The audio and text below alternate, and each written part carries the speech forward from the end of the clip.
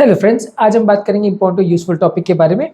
अगर किसी व्यक्ति को मल्टीपल ब्लॉकेजेस हैं और किसी कारण से उसका एंजियोप्लास्टी या बाईपास नहीं हो पा रहा है टेक्निकल कारणों से, या ऑलरेडी हो चुका है लेकिन उसका एंजाइना बार बार हो रहा है, मल्टीपल ब्लॉकेजेस है, कुछ जगह पे आपने स्टेंट कर दिया, कुछ बाकी रह गए, या किसी पेशेंट्स में अगर ऐसे होता है कि मान लीजिए बाईपास हो भी गया लेकिन मल्टीपल ग्राफ्स या तो बंद हो गए, दोबारा बाईपास के लिए वो कैंडिडेट ही नहीं है।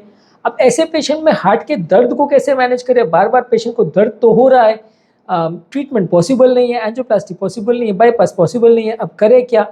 तो दवाओं के अलावा और क्यों थेरेप्यूटिक ऑप्शंस है ऐसे लोगों में, और क्या चीज़ों से ऐसे पेशेंट्स का पेन की फ्रीक्वेंसी कम होगी, लाइफस्टाइल मॉडिफिकेशन और क्या क्या चीज़ों करने से इनको मदद मिलेगी, आज इस बारे में बात करेंगे। मेडिकल थेरेप्यूटिक ऑप्शंस के बारे में हम एक अलग वीडियो करेंगे जिस पर हम ये डिस्कस करेंगे कि ऐसे लोगों में मेडिसिन के डोजेस को किस हिसाब से एडजस्ट कर सकते हैं ताकि उनका पेन का फ्रीक्वेंसी कम हो जाए बिना एंजियोप्लास्टी या बाईपास करे, या ऑब्वियसली अगर एंजियोप्लास्टी बाईपास पॉसिबल नहीं है तो। टॉपिक पर जाने से पहले जो लोग हमारे चैनल पर नए हैं उन्हें रिक्वेस्ट करूँगी चैनल को सब्सक्राइब करें। ऐसा करने से चैनल को कंटिन्यू करने के लिए हमें मोटिवेशन और इंस्पिरेशन मिलती है। वीडियोज़ को ज़्यादा से ज़्यादा लाइक और शेयर करें।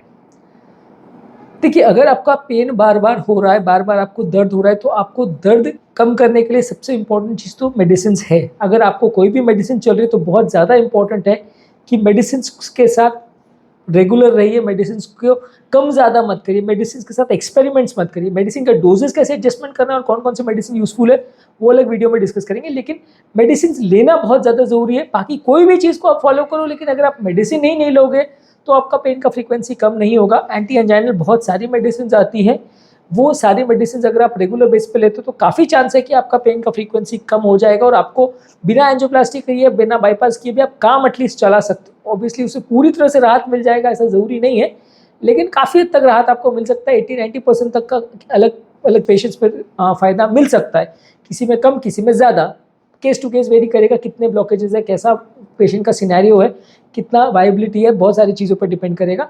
लेकिन सबसे ज़्यादा इंपॉर्टेंट चीज़ है कि जो डॉक्टर द्वारा प्रिस्क्राइब मेडिसिन है उसको प्रॉपरली लेते रहें, क्योंकि सबसे ज़्यादा फ़ायदा आपको उन्हीं चीज़ों से मिलेगा, उनके प्रॉपर डोजेस से लेने से मिलेगा। और अगर कोई साइड इफ़ेक्ट्स वगैरह हो तो डॉक्टर को रिपोर्ट करें। अब आते हैं नॉन मेडिसिनल टिप्स पर। लाइफस्टाइल मॉडिफिकेशन में ज़रूरी है कि आप हेल्दी डाइट लीजिए। हेल्दी डाइट में लो सैचुरेटेड फैट्स, लो कोलेस्ट्रॉल, लो सोडियम ले, साग सब्जी अगर ज़्यादा ले, होल ग्रेन ज़्यादा ले, लीन प्रोटीन्स या लो फैट कंटेनिंग प्रोटीन्स ले, और हेल्दी लाइफस्टाइल फॉलो करें। हेल्दी फैट्स जैसे कि नट्स है, सीड्स है, फिश है, ये सब ज़्यादा ले। ये सारे हेल्दी डाइट्स जो हैं वो बॉडी के इन्फ्लेमेशन को कम करते हैं, बॉडी में क्लॉट फॉर्मेशन की टेंडेंसी को कम करते हैं। मल्टीपल जो छोटे छोटे अटैक्स पेशेंट्स में आते रहते हैं छोटी छोटी ब्रांचेस के बंद होने की वजह से, हेल्दी डाइट लेने से ये सारी चीज़ें कंपैरेटिवली कम होती है और आपको लॉन्ग टर्म काफ़ी हद तक फ़ायदा मिलेगा। ओवरऑल इस तरह के पेशेंट्स में अगर हेल्दी डाइट लेते हैं तो एंजाइना की फ्रीक्वेंसी में कुछ हद तक आपको मदद मिलेगी। नेक्स्ट है कि फूड को थोड़ा डिवाइडेड वे में लीजिए, एक बार में बहुत ज़्यादा खाना मत खाइए, क्योंकि काफ़ी बार काफ़ी पेशेंट्स में ऐसा होता है कि वो बहुत ज़्यादा एक बार में खाना खा लेते हैं और उतना खाने को पचाने के लिए हार्ट को बहुत ज़्यादा ब्लड को पेट की तरफ डाइवर्ट करना पड़ता है। पेट की तरफ ब्लड को जब हार्ट डाइवर्ट करता है तो हार्ट के पास खुद के लिए काम के लिए ब्लड कम हो जाता है, बाकी शरीर को सप्लाई करने के लिए भी ब्लड कम हो जाता है, और हार्ट की खुद की ऑक्सीजन और ब्लड की रिक्वायरमेंट बढ़ जाती है क्योंकि हार्ट ज़्यादा मेहनत का काम कर रहा है। तो इसके लिए आपको ज़रूरी है कि डिवाइडेड वे में खाना लीजिए, 2-2 घंटे में डिवाइड करके खाना लीजिए। तो इससे क्या है, आपका पाचन धीरे धीरे चलता रहेगा और एक बार में बहुत ज़्यादा ओवरबर्डन बॉडी पर नहीं पड़ेगा, जिसके लिए बहुत ज़्यादा हार्ट को ब्लड डाइवर्ट नहीं करना पड़ेगा और हार्ट अपना रूटीन तरह से काम कर सकता है, हार्ट पर ओवर स्ट्रेस नहीं होगा। नेक्स्ट इंपॉर्टेंट चीज़ है कि अगर खाना भी आप ले रहे हो तो ज़्यादातर इस तरह की चीज़ें लीजिए जो कि धीरे धीरे करके जिनका पाचन, और ऐसा नहीं हो कि आपने बहुत बल्क में ऐसी चीज़ें खा लिया जो बहुत फटाफट जिनका पाचन हो जाए। जैसे अगर आपने बहुत ज़्यादा शुगर या बहुत ज़्यादा ऑयल्स या बहुत ज़्यादा सिंपल कार्बोहाइड्रेट्स अगर ले लिए तो बॉडी उनको बहुत जल्दी पचा लेती है, तो हार्ट को पूरा ब्लड वहाँ पे डाइवर्ट करना पड़ता है क्योंकि उस तरह से मेटाबॉलिक रिक्वायरमेंट्स आ जाती है बॉडी की। तो अगर आप ऐसा खाना लेते हैं जिसको बॉडी थोड़ा धीरे धीरे करके पचाती है और धीरे धीरे करके बॉडी में अब्जॉर्ब होता है, जैसे फैट्स है, फाइबर्स हैं या प्रोटीन्स है, ये सारी चीज़ों को बॉडी बहुत धीरे धीरे करके पाचन करती है, कई घंटों में इनका पाचन होता है धीरे धीरे करके, तो ये सडनली हार्ट पर मेटाबॉलिक ओवरलोड नहीं करते हैं, तो जिससे हार्ट का ऑक्सीजन रिक्वायरमेंट या ग्लूकोज रिक्वायरमेंट सडनली बहुत बढ़ता नहीं है। इसके अलावा रेगुलर बेसिस पे एक्सरसाइज कीजिए। रेगुलर बेसिस पे एक्सरसाइज करने से आपके हार्ट में छोटे छोटे कोलैटरल्स रिक्रूट होते हैं जो हार्ट के सेल्स का ऑक्सीजन मेटाबॉलिज्म और ग्लूकोज मेटाबॉलिज्म में वो भी कंपैरेटिवली थोड़ा बेटर होता है, और ओवरऑल आपकी एक्सरसाइज फ्रीक्वेंसी बढ़ती है। क्योंकि ज़्यादातर इस तरह के पेशेंट्स में प्रॉब्लम क्या आती है कि वो थोड़ा बहुत भी चलते फिरते हैं तो उनको पेन होता है। तो आप अगर एक्सरसाइज फ्रीक्वेंसी बढ़ाएंगे, रेगुलर बेस पे एक्सरसाइज करेंगे, तो हार्ट का भी स्टैमिना बढ़ेगा, नलियों के छोटे कोलैटरल्स भी खुलेंगे और ओवरऑल हार्ट की ऑक्सीजन को मेटाबोलाइज की करने की कैपेसिटी और कम ऑक्सीजन में काम चलाने की कैपेसिटी कुछ हद तक बढ़ जाएगी। तो इस तरह के पेशेंट में अगर आप रेगुलर बेस पे एक्सरसाइज करेंगे तो फायदा होगा। ओवर विग्रस एक्सरसाइज मत करिए, उसमें यह है कि सडनली आप पहाड़ चढ़ के आ गए तो फिर आपको इतना पेन होगा जो आपकी स्टैमिना के बहुत ज़्यादा बियॉन्ड है। अगर आपने वैसा काम करने की कोशिश करी तो आपको बहुत ज़्यादा पेन होगा, जिसे बर्दाश्त करना बहुत ज़्यादा मुश्किल होगा। तो ओवर विग्रस एक्टिविटी एक बार में मत करिए, डिवाइडेड वे में एक्टिविटी करिए, जिससे कि आपको मान लीजिए अगर 10 किलोमीटर चलना है तो 1-1 किलोमीटर करके चलिए, तो उसमें आपका हार्ट पर सडनली मेटाबॉलिक रिक्वायरमेंट या बहुत ज़्यादा ब्लड की रिक्वायरमेंट नहीं होगी। क्योंकि आप सडनली अगर भागने दौड़ने का काम करोगे तो हार्ट को पूरे शरीर में सडनली बहुत ज़्यादा ब्लड सप्लाई देना पड़ेगा, और ये ब्लड सप्लाई जो है हार्ट को पंप करना मुश्किल पड़ेगा, हार्ट फेलियर में भी जाएगा। और इसके अलावा उतना ज़्यादा ब्लड सप्लाई करने को हार्ट की खुद की एक्सरसाइज की कैपेसिटी बहुत ज़्यादा रिक्वायरमेंट होगी, क्योंकि हार्ट को बहुत ज़्यादा मेहनत करनी पड़ेगी, तो खुद ज़्यादा ब्लड डिमांड करेगा, बहुत एग्रेसिवली बीट के साथ पंपिंग करनी पड़ेगी उसको, तो ओवरऑल हार्ट पर स्ट्रेस पड़ेगा, तो आपको पेन बार बार होगा। तो ऐसे पेशेंट्स में ज़रूरी है कि डिवाइडेड वे में एक्सरसाइज भी करें और रेगुलर एक्सरसाइज ज़रूर करें, लेकिन एक बार में बॉडी को ओवर एक्सर्ट नहीं करें जिससे आपकी बॉडी पूरी तरह थक जाए और हार्ट की डिमांड्स बढ़ जाए। वैसा मत करिए, थोड़ा सा हार्ट को धीरे धीरे करके टाइम दीजिए और धीरे धीरे करके हार्ट को उस तरह के एफर्ट टॉलरेंस के लिए एडजस्ट करवाइए। नेक्स्ट है स्ट्रेस मैनेजमेंट करिए। मेंटल स्ट्रेस भी कई बार एंजाइना का बहुत बड़ा प्रेसिपिटेंट होता है, क्योंकि मेंटल स्ट्रेस ज़्यादा होने से बहुत सारे पेशेंट्स में बॉडी में स्ट्रेस हार्मोन्स बनते हैं और ये स्ट्रेस हार्मोन्स आपको बहुत ज़्यादा पेन करवाते हैं। तो इनसे बचने के लिए आपको yoga, meditation, deep breathing exercise और इस तरह की एक्टिविटीज़ करनी चाहिए, जिससे आप अपने मनस्थिति पर कंट्रोल कर सके और जिससे कि बॉडी में स्ट्रेस हार्मोन्स कम हो। हमने already yoga, meditation, deep breathing exercise और स्ट्रेस हार्मोन्स को कम करने के टेक्निक्स पर भी वीडियोस किए हैं, जो कि आप हमारे चैनल पर देख सकते हैं। तो ये सब चीज़ों को आप फॉलो करते हैं तो थोड़ा बॉडी में स्ट्रेस हार्मोन्स कम होते हैं, बॉडी की ऑक्सीजन और ब्लड की रिक्वायरमेंट हार्ट की थोड़ी कम होती है, तो हार्ट को थोड़ा सा बेटर लगता है। इसके अलावा प्रॉपर वेट मैनेजमेंट करिए। अगर किसी का वेट ज़्यादा है तो बैलेंस डाइट लेके और रेगुलर एक्सरसाइज करके आपकी वेट को कम करिए। अगर आपका वेट ज़्यादा है तो बॉडी की ऑक्सीजन रिक्वायरमेंट और ग्लूकोज रिक्वायरमेंट ज़्यादा होगी, आपको पेन की फ्रीक्वेंसी ज़्यादा होगी। तो जो लोग भी मोटे हैं और उनको एंजाइना अगर हो रहा है तो उनको हर तरह से कोशिश करके अपना वेट कम करना चाहिए, उससे उनकी एंजाइना की फ्रीक्वेंसी कम हो जाएगी। कोई भी तरह का व्यसन नहीं करना चाहिए। स्मोकिंग वगैरह या टोबैको अगर आप लेते हैं तो उसमें निकोटीन जो है वो नलियों को थोड़ा कंस्ट्रिक्ट कराता है, नलियाँ थोड़ी सिकुड़ जाती है, इसकी वजह से भी थोड़ा एंजाइना का फ्रीक्वेंसी बढ़ जाता है। तो कोई भी तरह का व्यसन ऐसे लोग को अवॉइड करना चाहिए। स्मोकिंग, ड्रिंकिंग, अल्कोहल या कोई भी तरह का टोबैको वगैरह भी आप जो लेते हैं वो आपकी हार्ट की नलियों के लिए अच्छा नहीं है। इसकी वजह से नलियों में क्लॉटिंग की टेंडेंसी भी बढ़ जाती है और बार बार पेन भी आपको ज़्यादा होगा, बार बार छोटे छोटे अटैक्स आने का टेंडेंसी भी बढ़ जाएगा। तो उसको आप जहाँ तक पॉसिबल हो कम करने का प्रयास करिए। इसके अलावा कार्डियक रिहैबिलिटेशन प्रॉपर करिए।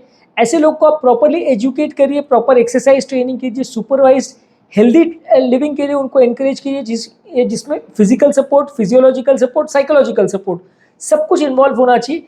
इस तरह के लोगों में तभी इनकी कंडीशन में आपको इफेक्टिव सुधार मिलेगा और लॉन्ग टर्म सुधार मिलेगा।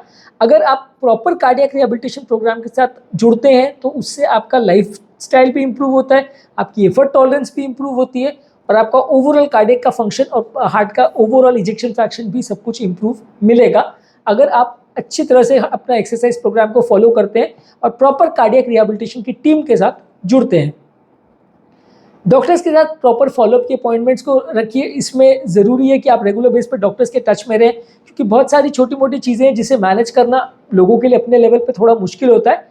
तो जो भी चीज़ों में आपको डाउट होता है या तकलीफ होती है, रेगुलर बेस पे आपके डॉक्टर के टच में रहिए और जहाँ पर भी उनको लगता है कि आप गलती कर रहे हो या आपको लगता है कि आप गलती कर रहे हो तो थोड़ा सा अपने डॉक्टर के साथ डिस्कस करके उसको मैनेज करिए, तो आपको एंजाइना का फ्रीक्वेंसी में काफ़ी फ़ायदा मिलेगा। नेक्स्ट है कि जो भी चीज़ें आपके पेन को ट्रिगर करती हैं उनको अवॉइड करिए, जैसे कि बहुत हैवी या एक्सट्रीम टेम्परेचर है, बहुत हैवी मील्स है या बहुत ज़्यादा इमोशनल स्ट्रेस है या बहुत हैवी फिजिकल एक्टिविटी है। इस तरह का जो भी पेन को ट्रिगर करने वाली चीज़ें उनको अवॉइड करिए, उससे आपका एंजाइना का फ्रीक्वेंसी कम हो जाएगा। मैंने ऑलरेडी बोला कि जो भी चीज़ों में आपको हार्ट की रिक्वायरमेंट ऑक्सीजन की बढ़ जाती है वो पेन को बढ़ाएगी। तो आप अगर अग्रेसिवली अपनी लाइफस्टाइल को इम्प्रोवाइज़ करते हैं तो हार्ट की ऑक्सीजन रिक्वायरमेंट थोड़ी कम होगी और आपको ऑक्सीजन हार्ट को प्रॉपर मिलता रहेगा। जितना भी कम ऑक्सीजन हार्ट अपना काम चलाता रहेगा और बार बार आपको दर्द नहीं होगा, हार्ट में लैक्टिक एसिड उतना नहीं बनेगा। इसके अलावा नींद की क्वालिटी अच्छी होनी चाहिए। स्लीप लगभग 7 से 9 घंटे ज़्यादातर लोगों को होनी चाहिए। अगर स्लीप अच्छा होता है तो लोगों का अंजाइना का फ्रीक्वेंसी कम होता है, क्योंकि बॉडी में स्ट्रेस हार्मोन्स कम हो जाते हैं, बॉडी की क्लॉटिंग की टेंडेंसी कम हो जाती है, फिजिकल पेशेंट को रेस्ट मिलता है, मेंटल पेशेंट को रेस्ट मिलता है। तो अच्छी स्लीप काफ़ी हद तक अंजाइना फ्रीक्वेंसी को कम करने में मदद करती है। इसके अलावा आपके अगर कोई भी सिम्टम्स अगर हो रहे हैं तो उसको प्रॉपर्ली मॉनिटर करिए। कब आपको अंजाइना हो रहा है, कितना अंजाइना हो रहा है, किस चीज़ को करने पे अंजाइना होता है, इसको प्रॉपर्ली मेंटेन करिए। एक अंजाइना डायरी मेंटेन करें तो काफ़ी अच्छा है। इसमें क्या है कि आपको कौन कौन सी चीज़ों से अंजाइना होता है और क्या क्या चीज़ों से कम होता है, कितना देर तक क्या एक्टिविटी करने पे आपको अंजाइना होता है, और कब कितना हुआ और कितने दिन में कितना सुधार हो रहा है, ये सारी चीज़ों को आप चार्टिंग कर सकते हैं। मान लीजिए आपको आज अंजाइना हुआ और 15 मिनट तक चला, आपने रेगुलर एक्सरसाइज की और फिर वो 15 मिनट से 10 मिनट हो गया, तो आप इसको अगर नोट डाउन करेंगे तो आपको आपका इंप्रूवमेंट हो रहा है कि डिटोरेशन, ये जानने में मदद मिलेगी। क्योंकि ज़्यादातर इस तरह के पेशेंट में प्रॉब्लम क्या होती है कि आप भूल जाते हो कि 3 महीने पहले क्या था, 6 महीने पहले क्या था और 1 साल पहले क्या था।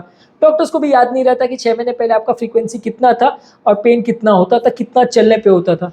अगर आप खुद की डायरी में उसको मेंटेन करोगे प्रॉपर्ली तो आपको रिकॉल करने में भी ईजी होगा, फ्रीक्वेंसी कम हो रही है, ज़्यादा हो रही है, उसको जज करने में ईजी होगा, और अग्रेसिव थेरेपी के लिए जाना है या नहीं जाना है वो गाइड कर आपको बेटर मिलेगा अगर आप प्रॉपर्ली उसको मॉनिटर करेंगे तो।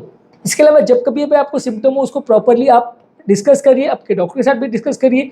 जितने बार आपको अंजाइना हो रहा है, ट्रीटमेंट से अच्छा हो रहा है नहीं हो रहा, इसको प्रॉपर्ली मॉनिटर करेंगे तो अच्छा है। किसी एजुकेटेड पैरामेडिकल स्टाफ या पेशेंट के रिलेटिव्स या पेशेंट खुद ही अगर एजुकेटेड हो तो इस तरह की चीज़ों को प्रॉपर्ली मेंटेन कर सकता है, समझ सकता है और डॉक्टर के साथ डिस्कस कर सकता है। इसके अलावा बॉडी का हाइड्रेशन मेंटेन करना भी ज़रूरी है। काफ़ी लोग चीज़ों ने शो किया है कि अगर किसी का हाइड्रेशन प्रॉपर है तो उससे भी एंजाइना फ्रीक्वेंसी कम होती है। तो हाइड्रेशन, पानी को प्रॉपर मेंटेन करें। हाँ, अगर सीवियर हार्ट फेलियर है तो उस हिसाब से आपको केस में प्रॉपर देख के आपका एंजाइना फ्रीक्वेंसी को मैनेज करना पड़ेगा। आपका हार्ट फेलियर वगैरह ना बढ़ जाए बहुत ज़्यादा पानी से, आपको वो ध्यान रखना पड़ेगा। इसके अलावा अगर आपकी बॉडी में खून वगैरह की कमी है तो आयरन बढ़ाने वाले तत्वों को लीजिए या खून बढ़ाने वाले तत्वों को लीजिए। ब्लड की कमी नहीं होनी चाहिए क्योंकि वो एक्सेसिव मेटाबॉलिक डिमांड करता है। कोई और बीमारी जैसे थायराइड की बीमारी है, बेरी है, कोई विटामिन मिनरल्स की डेफिशिएंसी है, उसको भी कवर करने का प्रयास करिए, क्योंकि उसकी वजह से भी हार्ट का मेटाबॉलिक डिमांड्स बढ़ जाता है और उसकी वजह से भी हार्ट पर ओवर स्ट्रेस पड़ता है। कोई अनयूजुअल एक्टिविटी या अनयूजुअल चीज़ें जैसे कि फीमेल पेशेंट में प्रेगनेंसी वगैरह प्लान मत करिए, या बॉडी पर बहुत एक्सेसिव मेटाबॉलिक कोई चीज़ का डिमांड पड़े तो वैसी चीज़ों को प्लान मत करिए, क्योंकि इससे आपका पेन का फ्रीक्वेंसी बहुत बढ़ जाएगा। तो फीमेल पेशेंट्स अगर कोई प्रेगनेंसी प्लान करे तो अवॉइड करना चाहिए। कोई अननेसेसरी सर्जरीज वगैरह भी आपको ऐसे केस में नहीं करना चाहिए, क्योंकि सर्जरी से भी बॉडी में मेटाबॉलिक डिमांड होता है। तो इस तरह का कोई सर्जिकल या मतलब नॉन कार्डियक सर्जरी की बात कर रहा हूँ, हार्ट की सर्जरी की नहीं बात कर रहा हूँ। कोई भी नॉन कार्डियक सर्जरी या इस तरह का कोई भी थेरेप्यूटिक इंटरवेंशन देख सोच के ही प्लान करिए, क्योंकि कोई भी और तरह का इस तरह का प्लान आप करते हैं तो उससे भी आपका एंजाइना फ्रीक्वेंसी में फ़र्क पड़ सकता है। इसके अलावा एक प्रॉपर सपोर्ट ग्रुप मेंटेन करिए, जिसमें आप आपके फ्रेंड्स और बहुत सारे लोग जो इस तरह की बीमारियों से पीड़ित हैं उनके साथ डिस्कस कर सकते हैं कि हमको क्या प्रॉब्लम हो रही है, उनको क्या चीज़ों से फ़ायदा हो रहा है, क्या चीज़ों से नुकसान हो रहा है। वो चीज़ें प्रॉपर वे में मेंटेन हो सकती है अगर आप एक प्रॉपर सपोर्ट ग्रुप मेंटेन करें। इंडिया में ये सब चीज़ों का सिस्टम थोड़ा कम है, क्योंकि इंडिया में क्या है, ये सब चीज़ों का उतना लोग ध्यान नहीं रखते, लोग आपस में सपोर्ट ग्रुप्स नहीं बनाते। पर अगर आपके पास ऐसे कोई फ्रेंड्स या दोस्त हैं या आपके डॉक्टर के पास ऐसे पेशेंट्स का कलेक्शन है जो बहुत ज़्यादा जिनको हार्ट का पेन होता है या हार्ट का प्रॉब्लम होता है, तो उनके साथ आप एसोसिएट करें तो उनसे आपको टिप्स और ट्रिक्स मिलेंगे, उनसे तरीका मिलेगा और आपका मन भी अच्छा रहेगा। आप बहुत डिप्रेशन में भी नहीं जाओगे, आपको ऐसा नहीं लगेगा कि यार दुनिया में मैं ही इस तरह की प्रॉब्लम से पीड़ित हूँ। तो हर तरह की बीमारी का एक सपोर्ट ग्रुप होना चाहिए, चाहे कैंसर है, चाहे हार्ट अटैक है, चाहे हार्ट फेलियर है, चाहे अंजाइनल पेन वाला पेशेंट है या एंजियोप्लास्टी का पेशेंट है, बाईपास का है। सबके अलग अलग ग्रुप्स होने चाहिए ताकि वो आपस में डिस्कस कर सके कि किस तरह का उनकी लाइफस्टाइल है और उनको क्या लाइफस्टाइल फॉलो करने से ज़्यादा फायदा मिलेगा। इसके अलावा डॉक्टर के साथ रेगुलर फॉलोअप में रहिए, जो भी नेसेसरी ब्लड इन्वेस्टिगेशंस है या जो भी चीज़ें वो करवाते रहिए। शुगर, बीपी, कोलेस्ट्रॉल, ये सब चीज़ों में बहुत ज़्यादा वेरिएशन नहीं आना चाहिए। बहुत ज़्यादा अगर लो बीपी भी होगा तो भी एंजाइना बढ़ाएगा और बहुत हाई बीपी भी होगा तो हार्ट को एक्स्ट्रा काम करना पड़ेगा, आपका पेन बढ़ेगा। शुगर अगर बहुत लो होगा तो भी आपका एंजाइना फ्रीक्वेंसी बढ़ेगा। शुगर अगर सडनली बहुत ज़्यादा हो जाएगा तो भी एंजाइना फ्रीक्वेंसी बढ़ेगा। तो ये सारे मेटाबॉलिक डिमांड्स बॉडी में नहीं बढ़ने चाहिए। शुगर, बीपी, कोलेस्ट्रॉल और हार्ट के सारे जो पैरामीटर्स है वो प्रॉपरली मेंटेन रहने चाहिए और लंबे समय तक स्टेबल रहने चाहिए, तो आपका ब्लॉकेजेस बढ़ने का चांस भी कम होगा और पेन का फ्रीक्वेंसी भी कम होगा और लॉन्ग टर्म आपको ज़्यादा फायदा मिलेगा। तो आज हमने बात करी कौन कौन सी चीज़ों को फॉलो करने से आपको पेन का फ्रीक्वेंसी कम हो जाएगा। यदि आपको हार्ट रिलेटेड पेन हो रहा है और दवाइयों से मैनेज करना मुश्किल हो रहा है, या आपको पेन है और आपका एंजियोप्लास्टी बाईपास पॉसिबल नहीं है, तो क्या क्या चीज़ें आपको फॉलो करनी चाहिए जिससे आपका पेन का फ्रीक्वेंसी कम हो और आप बिना ऑपरेशन के भी काम चला सको।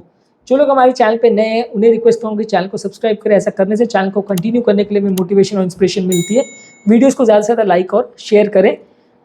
हमारे चैनल पर हार्ट का पेन मैनेजमेंट और एंजियोप्लास्टी बाईपास और दूसरे थेरेप्यूटिक प्रोसीजर्स जैसे ईसीपी, एएसएमआर, ये सब के बारे में भी वीडियोज़ अवेलेबल है। आप चाहे तो हमारे चैनल पे ये सारे वीडियोज़ को हार्ट पेन मैनेजमेंट या एंजियोप्लास्टी प्रोसीजर्स वाले प्लेलिस्ट में जाके चेकआउट कर सकते हैं। आपको इन सारे टॉपिक से काफ़ी कुछ सीखने को मिलेगा। लाइफस्टाइल मैनेजमेंट या कार्डियक रिहैबिलिटेशन वाले वीडियोज़ को आप डेफिनेटली चेकआउट करिए, उसमें आपको काफ़ी कुछ नया सीखने को मिलेगा और पेन मैनेजमेंट में कुछ हद तक मदद मिलेगी।